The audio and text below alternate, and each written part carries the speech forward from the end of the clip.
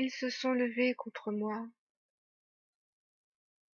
marchant contre ma droite, ôtant les souliers du juste, et cherchant à répandre le sang par l'abomination de leurs crimes.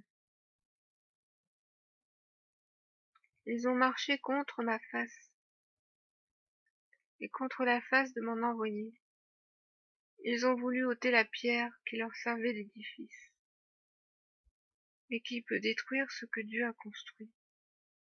Qui peut anéantir ce qui ne peut être anéanti? Qui peut s'opposer à Dieu? Qui peut lutter contre sa volonté?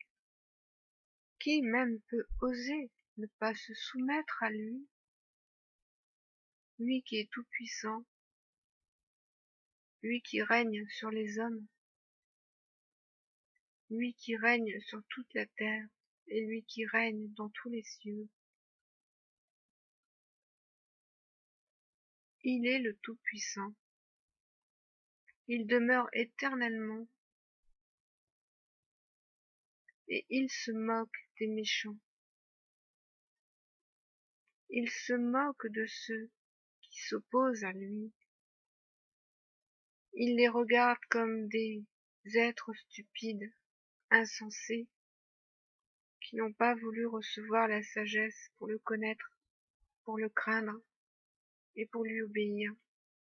Lorsque tu t'opposes à Dieu, tu t'opposes à la vie. Et celui qui s'oppose à la vie a choisi la mort. Si Yeshua a dit « Je vous ai envoyé comme des brebis au milieu des loups », c'est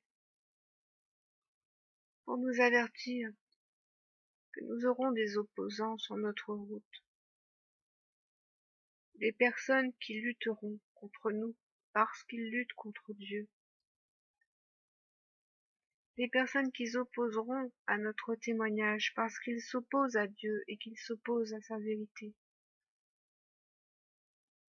Et le Seigneur nous a également dit qu'il mettra les boucs à sa gauche et les brebis à sa droite, parce que le Seigneur nous a également annoncé qu'au milieu de nous, il y aura des boucs, des personnes cherchant à paraître selon la piété comme des brebis, mais qui ne sont pas des brebis du Seigneur. Et le Seigneur nous a avertis que nous devrons lutter contre l'opposition de ces personnes et que nous devrons combattre contre l'opposition de ces personnes. Par le bon combat de la foi que nous avons en notre Seigneur, afin de continuer de faire briller la vérité de notre Seigneur et la vérité de l'Évangile, afin que tous puissent avoir la vie, que tous puissent croire à la vérité et non au mensonge. Parce que s'il y a des loups et s'il y a des boucs, c'est parce qu'ils ont aimé le mensonge. S'ils n'avaient pas aimé le mensonge, il n'y aurait eu que des brebis. Mais comme le mensonge est dans le monde, et que le mensonge livré a été semé au milieu du bon blé, il fallait donc que ces choses arrivent. Mais c'est notre Seigneur qui est vainqueur. C'est lui qui a vaincu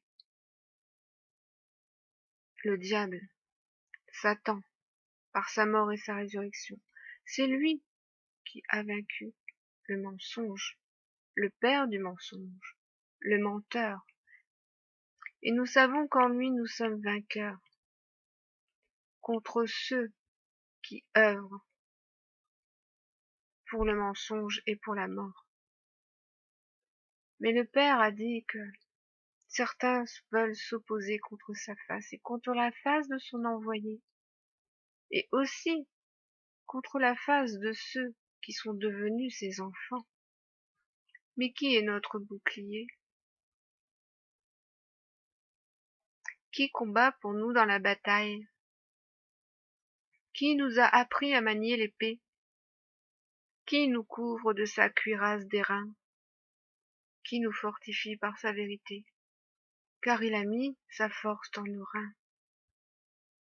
Il a mis sa puissance dans nos reins, afin que nous soyons debout dans la bataille. Et il nous a marqués de son sceau, et il nous a appelés par son nom, afin que nous sachions que nous lui appartenons. Et maintenant, si nous marchons, c'est pour la gloire de son nom. Ils lutteront en vain contre sa face. Et le jour où il paraîtra, il les détruira par le souffle de sa bouche. Il les réduira en cendres, et il établira son règne avec nous. Il nous mènera à sa grande montagne sainte, et nous pourrons célébrer son règne. Et la loi parfaite de notre Dieu qui sera enfin annoncée à toutes les nations. Comme la justice et la vie de notre Elohim. Il n'y aura plus d'anathème. Il n'y aura plus de mensonge. Il n'y aura plus de désobéissance, ni de rébellion. Il y aura son peuple et le règne de notre roi sur toute la surface de la terre. Et celui qui vivra verra. Il vient pour le règne avec ceux qui sont vivants, parce qu'ils sont morts en lui. Heureux ceux qui meurent dans le Seigneur, parce qu'ils vivront dans le Seigneur éternellement. Soyez bénis.